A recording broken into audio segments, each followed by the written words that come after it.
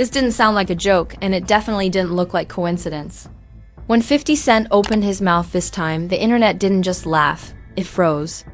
Because this wasn't a petty Instagram jab or a throwaway caption meant for memes. This felt heavier, sharper, like someone knocking over a domino they knew wouldn't stop falling once it tipped. The question spread faster than the facts ever could. Did 50 Cent just blow up Diddy's chances at a Trump pardon? Not did he comment, not did he joke.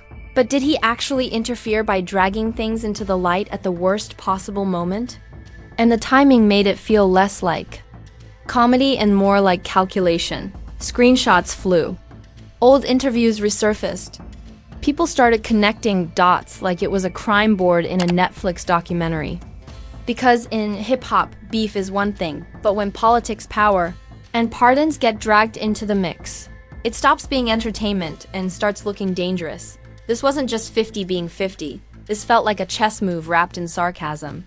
And whether it was intentional or not, the fallout was instant. Fans panicked, critics speculated, and the internet did what it does best when it smells blood and mystery at the same time. Because if a single voice can derail something this big, then this story isn't about jokes anymore. It's about influence. And once you see how this all unfolded, you'll understand why people are asking questions nobody wants to answer out loud. To understand why the internet reacted like a fire alarm went off. You have to understand that nothing 50 Cent does in public is ever received as accidental. Curtis Jackson has spent decades turning sarcasm into a weapon and timing into a strategy. When he speaks, people don't just hear words, they hear subtext, history, and motive layered underneath the punchline. That's why this moment didn't land like comedy. It landed like a signal. The relationship between 50 Cent and Diddy has always existed in a strange space between rivalry and ridicule. It's never been open warfare, but it's never been friendly either. Over the years, 50 has poked, joked, and jabbed at Diddy in ways that felt playful on the surface but pointed underneath. Fans learned long ago that when 50 mentions someone during a sensitive moment, it usually means he knows exactly where the pressure points are. So when his comments hit the timeline this time, the reaction wasn't laughter first, it was pause. People immediately started asking why now? Why choose this moment, when Diddy's name was already surrounded by legal noise, industry whispers, and speculation about behind-the-scenes maneuvering? In internet logic, timing is never neutral. Timing is treated like evidence, and this timing felt deliberate. That's when the idea of a Trump pardon entered the conversation. Not as confirmed fact, but as a theory that spread faster than context ever could. Nobody needed proof for the discussion to explode. The suggestion alone was enough.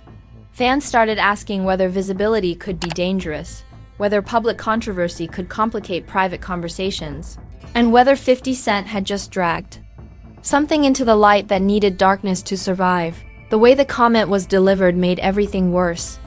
There was no hedge, no disclaimer. No, I'm just joking. Follow-up, 50, let it breathe. And in the culture of viral drama, letting something breathe is like handing the internet permission to dissect it. Silence becomes gasoline. Every minute, without clarification, allowed speculation to harden into belief for people already inclined to see patterns. Diddy's public image amplified the reaction. He isn't just a music figure, he's a power broker, a political donor, and someone who has historically moved comfortably in elite spaces far removed from the average celebrity. That kind of profile makes people believe in possibilities they would dismiss for anyone else. When someone like that gets connected, even hypothetically, to high-level political outcomes, the internet doesn't treat it like fantasy. It treats it like a leaked chapter from a book nobody was supposed to read.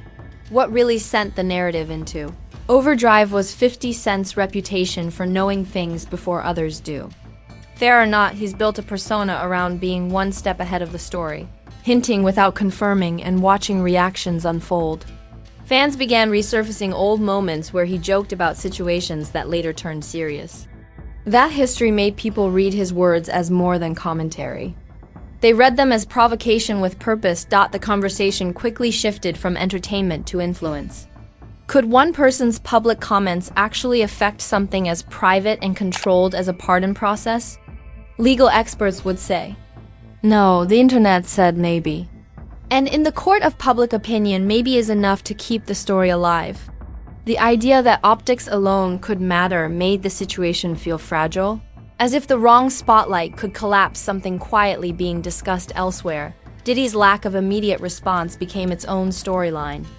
No denial, no clarification, no dismissive laugh, just silence. And silence, in moments like this, invites interpretation. Some saw it as confidence. Others saw it as strategy. Critics framed it as confirmation that something sensitive was at stake. Supporters argued that responding would only legitimize speculation. Regardless of interpretation, the absence of words allowed the narrative to grow unchecked. Meanwhile, 50 Cent continued being 50 Cent. No apology, no softening, no effort to redirect the conversation. That consistency reinforced the idea that this wasn't accidental noise. It felt like someone knowingly stepping on a landmine just to see how big the explosion would be. Fans debated whether that was genius, cruelty, or just classic trolling elevated to a dangerous scale. The internet did what it always does next. It started building timelines. Screenshots were paired with past interviews. Old clips of 50 discussing power and politics resurfaced.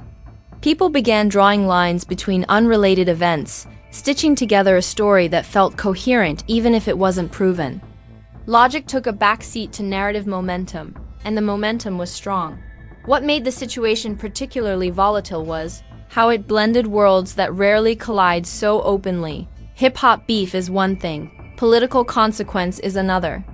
When those two overlap, the stakes feel higher, even if nothing tangible has changed. Fans weren't just watching drama anymore. They were watching perceived power dynamics shift in real time. Supporters of 50 framed the moment as truth-telling, arguing that powerful figures shouldn't be shielded by silence. Critics accused him of recklessness, suggesting that joking about something this serious crossed a line.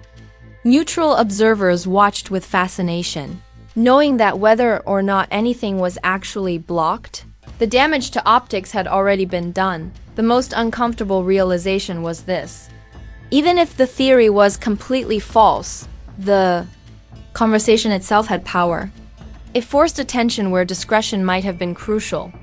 It made people question processes they normally never think about. And it reminded everyone that in the age of social media, perception can be just as disruptive as reality. This wasn't about proof, it was about pressure. Pressure created by visibility, speculation, and a voice loud enough to shift the conversation instantly. 50 Cent didn't need to confirm anything to change the temperature. He only needed to speak, and the room reacted. By the end of that day, the narrative had already hardened. Blogs picked it up, commentators debated it. Fans argued over intent and consequence, and the original question refused to go away. Did 50 Cent just joke, or did he knowingly throw a wrench into something delicate? Once the question was out in the open, the internet did what it always does when power, politics, and celebrity collide. It stopped waiting for answers and started manufacturing theories. The conversation didn't grow organically. It exploded. Sideways, branching into timelines, screenshots, old interviews, and half-remembered quotes that suddenly felt prophetic. At that point, it wasn't even about what 50 Cent said anymore. It was about what people believed his words unlocked. Social media flipped into investigation mode. Users started treating the situation like a true crime series where every post was a clue. Old photos of 50 with political figures resurfaced. Clips of Diddy discussing influence, money, and power were royploded with ominous captions. Even unrelated interviews were reframed as foreshadowing. Context became optional, but confidence was mandatory. Everyone suddenly knew how pardons worked, how backroom conversations supposedly happen, and how one loud voice could ruin months of quiet negotiation. Memes poured gasoline on the fire. Jokes comparing 50 Cent to a political hitman spread rapidly, framing him as the ultimate spoiler who shows up just to flip the table. Some memes painted him as a chaotic genius, others as a reckless troll playing with consequences far bigger than a rap beef. Humor blurred into accusation, and accusation blurred into accepted narrative. Once a meme sticks, it stops being a joke and starts shaping perception. Reaction channels couldn't stay quiet. Some creators leaned into the drama, breaking down the situation with dramatic thumbnails and language that screamed urgency. Others tried to slow the conversation down, reminding viewers that speculation isn't confirmation. But caution doesn't. Trend.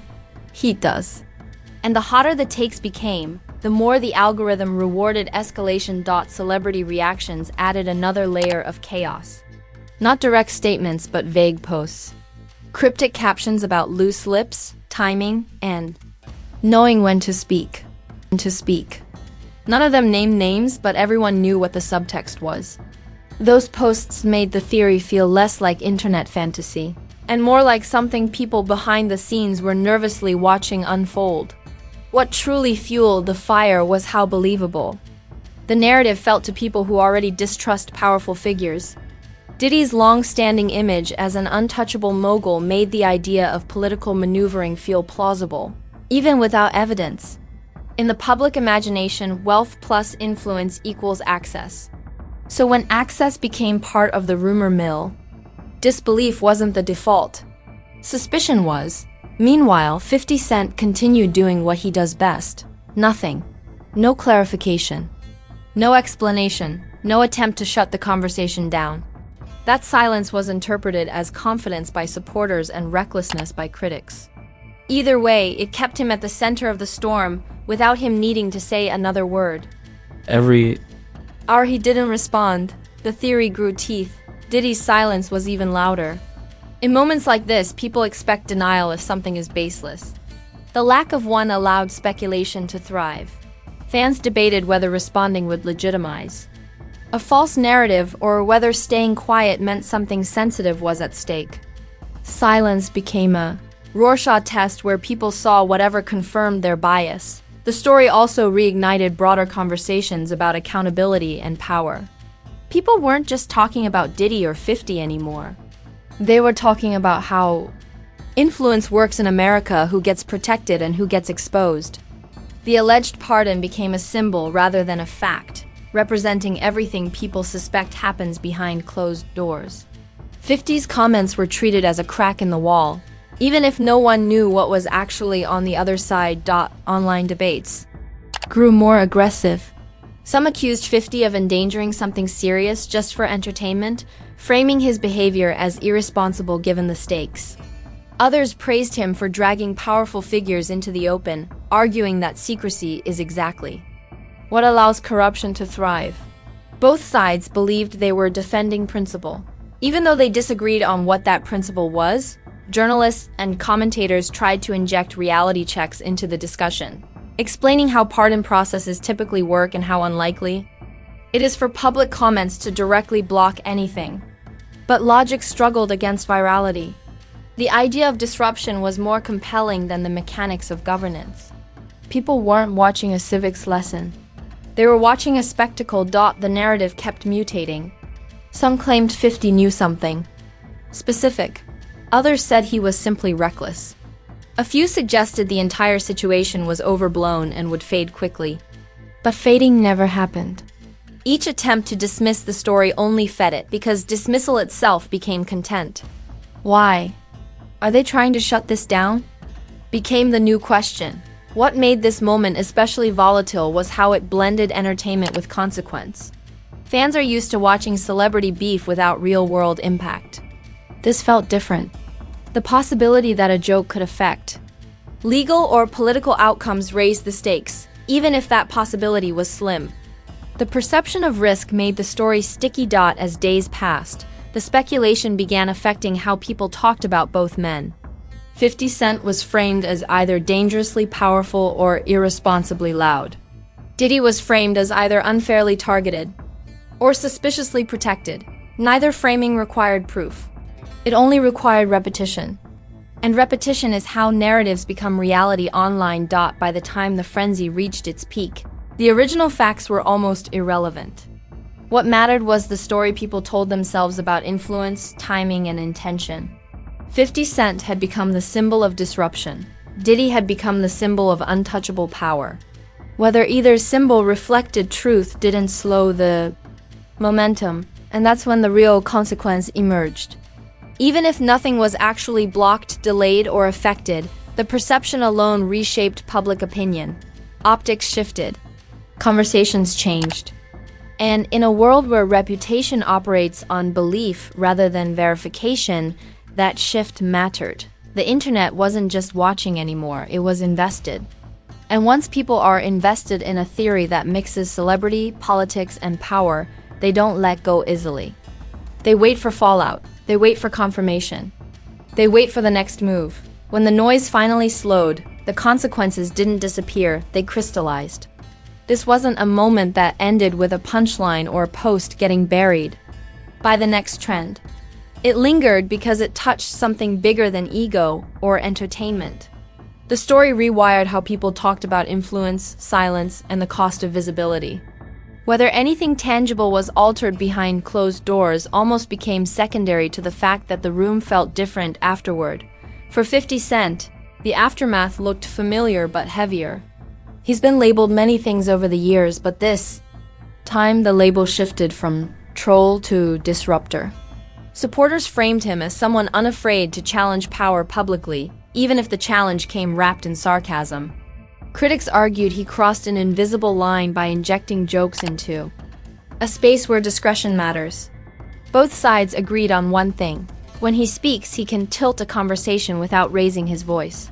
That reputation hardened. Every past jab got reinterpreted. Every future comment would now be scanned for hidden intent. The idea that 50 might know more than he says became part of his aura, whether earned or projected.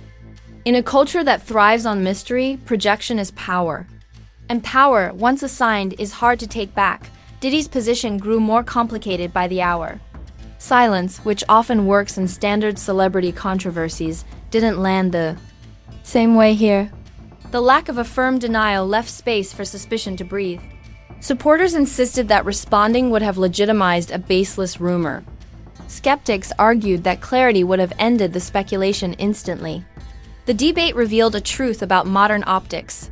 Quiet confidence and strategic silence look identical from the outside, and people choose the interpretation that fits there. Bias. The broader impact rippled outward. Industry insiders began speaking more carefully, choosing words that wouldn't accidentally fuel theories. Commentators who usually dismissed internet speculation started acknowledging that visibility alone can complicate sensitive situations, even if it doesn't change outcomes. The conversation shifted from, did it happen, to what does attention do? And that shift mattered. Public perception is a currency, and this episode demonstrated how quickly it can be devalued or weaponized. Fans realized that a single comment can move sentiment faster than a press release. That realization unsettled people who prefer clear lines between entertainment and consequence. The lines blurred, and once blurred, they didn't snap back into place. The story also reframed how people understood influence. It wasn't about formal authority or legal levers anymore. It was about narrative gravity. Who can change the temperature of a room just by speaking? Who can make silence feel risky? In that framework, 50 Cent didn't need proof to have impact. He only needed reach, timing, and an audience primed to connect dots. As the days passed, the theory matured into shorthand. Remember when 50 said that? Became a reference point in unrelated discussions about power and accountability. The phrase stopped being a question and started being a cautionary tale. That's how viral moments age, from speculation to symbol. Symbols don't require evidence to function. They require repetition. Critically, the episode exposed how fragile reputations are when they depend on discretion. Whether fair or not, discretion struggles in an era that rewards exposure. The idea that something important could be derailed by attention even hypothetically made. People reconsider how public figures navigate sensitive terrain. It wasn't paranoia. It was adaptation. There was also a quieter reckoning among fans. Many recognized how quickly they were willing to believe a narrative that fit existing assumptions. Power, secrecy, politics, it all felt plausible because it aligned with distrust already in the system. The realization didn't erase belief, but it introduced hesitation. And hesitation is rare online. The legal reality never fully caught up. to the story, and that was the point. This wasn't a courtroom drama. It was an optics war. In optics wars, outcomes aren't always measurable, but influence is. The mere suggestion that something delicate might have been affected was enough to reshape how people spoke and listened. Over time, the heat cooled, but the lesson remained. Visibility is leverage. Timing is a weapon. Silence is interpretable. And jokes, when delivered by the right person at the wrong moment, can sound like warnings, even if they aren't meant to be. This episode didn't crown a winner.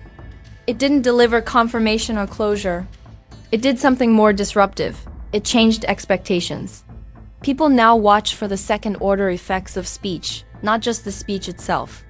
They listen for what's implied, not just what's said. And that's why this story refuses to feel finished. Because the real takeaway isn't about a blocked pardon or a destroyed plan.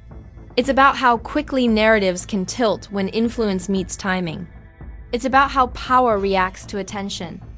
And it's about how, in the modern spotlight, even a joke can move the furniture. Now, before you click away and pretend this was just another internet rumor, let's be honest with ourselves.